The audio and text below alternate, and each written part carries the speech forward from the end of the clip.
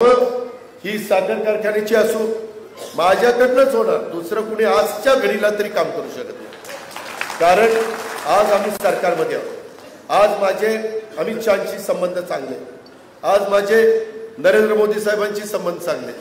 ह्याच्या आधी मी तर सतत मागे असायचो, नको बाबा नेत्या वडीलधाऱ्यांनी सगळं बघावं, परंतु या निमित्तानं किमान मोठ्या लोकांचे तरी माझे संबंध यायला लागलेले। त्याच्यातनं त्यांना कुठलं काम सांगितलं तर ते करतात। मध्ये इथेनॉलचा प्रश्न निर्माण झाला, पुन्हा आम्ही त्यांना सांगितलं, ते म्हणले अजित येऊ नको, मी काही मार्ग काढतो, परंतु अजून मार्ग 25%च निघाला का हो, 30%, अजून 70% बाकी। मी त्याच्याकरता जाणार, दिल्लीला जाणार, भेटणार, कारण ते केल्याशिवाय माझ्या ऊस उत्पादक शेतकऱ्याला भाव चांगला मिळण्याच्या करता मदत होऊ शकत नाही।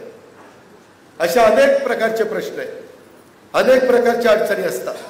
कांदा उत्पादक शेतकरी मोठ्या प्रमाणात, माझा सोपा परगणा भागातला शेतकरी कांदा लावतो, त्याच्याही संदर्भामध्ये कसा मार्ग काढून त्या कांद्याची बाजारपेठ चांगल्या पद्धतीनं करता येईल, हाही प्रयत्न। मी सोप्याचं उदाहरण दिलं, परंतु माझा पुणे जिल्हा असेल, माझा नाशिक जिल्हा असेल, ज्या ज्या भागामध्ये कांदा मोठ्या प्रमाणावर पिकतो तिथे तिथं आपण त्या पद्धतीनं काम करतोय। आपल्याला विकास कामांच्या करता पुरेसा निधी, मी आता सकाळी सचिन माझ्याबरोबर होता, अजून काही मला वाटतं जय पण होता आणि संभाजी होता, आणि तिथं एका कामाच्या करता 1 कोटी रुपये पाहिजे होते।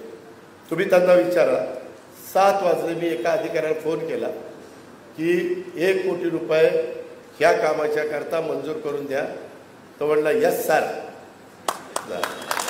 आता हे जर मी सरकारमध्ये असतो तर झालं असतं ना, त्यांनी तर मला 20 लाख रुपये मागितले होते तोंडावर विचार तिथल्या कामाला, पण मी म्हणलं नको 20 लाख, अजून काही काम आहे, 1 कोटी रुपये देतो, आणि त्याच्यातनं बारामतीकरांना इकडं ॲडव्हेंचर गेम्स वगैरे खूप चांगलं त्या ठिकाणी करतोय। काही दिवसात तुम्हाला ते सगळं पाहायला मिळेल।